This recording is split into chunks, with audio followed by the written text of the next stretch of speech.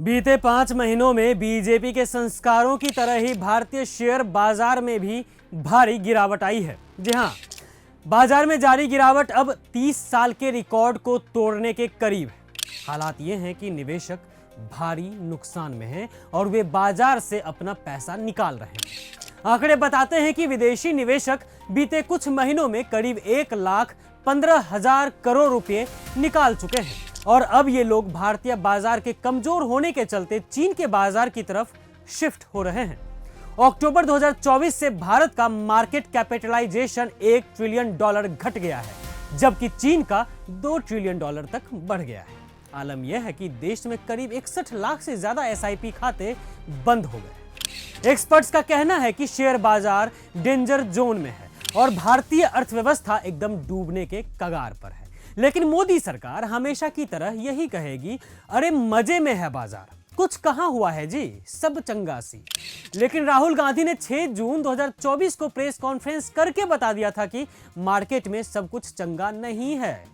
उन्होंने भविष्यवाणी कर दी थी कि शेयर मार्केट में बहुत बड़ी गड़बड़ी हो रही है और अब वो बात सच साबित होने लगी है। शेयर मार्केट में लगा अरबों रुपए स्वाहा हो रहा है। देखिए राहुल गांधी के इस वीडियो को पहले। 31st में massive stock activity, more than double what was there on 30th, more than double what was there on 29, 28। ये अनोमली देखिए, ये कौन लोग हैं? ये वो लोग हैं जो जानते हैं कि कोई ना कोई घपला हो रहा है। हजारों करोड़ रुपए यहां पे इन्वेस्ट हुए हैं, फॉरेन इन्वेस्टर्स ने इन्वेस्ट किए हैं और उसके बाद 30 लाख करोड़ रुपए का लॉस होता है। किसका लॉस होता है? रिटेल इन्वेस्टर्स का लॉस होता है। तो ये जो आप देख रहे हैं, हिंदुस्तान की स्टॉक मार्केट की हिस्ट्री का सबसे बड़ा स्कैम है। 5 महीने पहले भी राहुल गांधी ने चेताया था कि मार्केट में जबरदस्त गिरावट आने वाली है। मोदी सरकार की नीतियों के चलते मार्केट बर्बाद होने वाला है।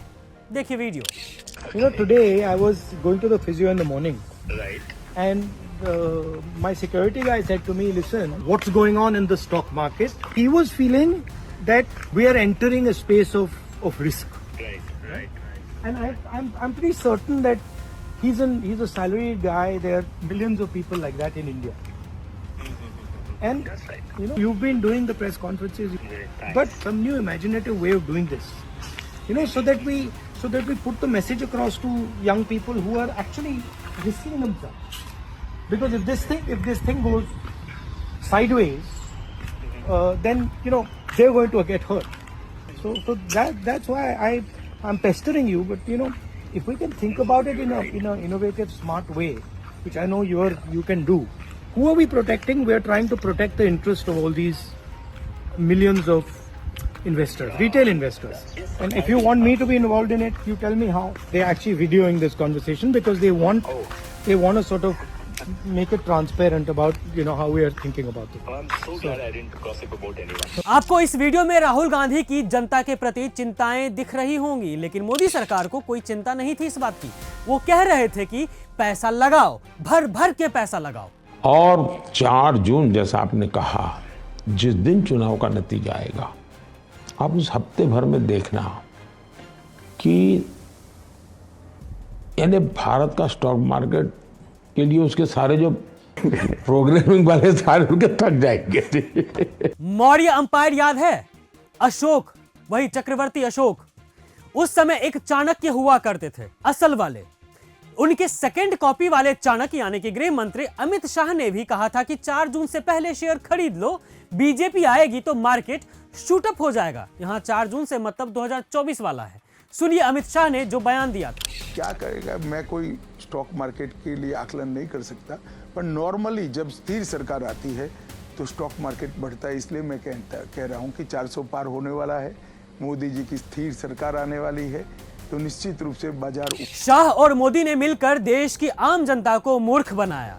जनता बन भी गई और आलम यह हुआ कि उन्हें अपनी जमा पूंजी से हाथ धोना पड़ गया। आपको बता दें कि मोदी सरकार में शेयर मार्केट का 30 साल पुराना रिकॉर्ड टूटा है। बीते 5 महीने के दौरान सेंसेक्स 11.54% टूट चुका है, जबकि निफ्टी 12.65% गिरा है। BSE मिड कैप की बात करें तो यह 20% से ज्यादा और BSE स्मॉल कैप 22.78% गिरा है।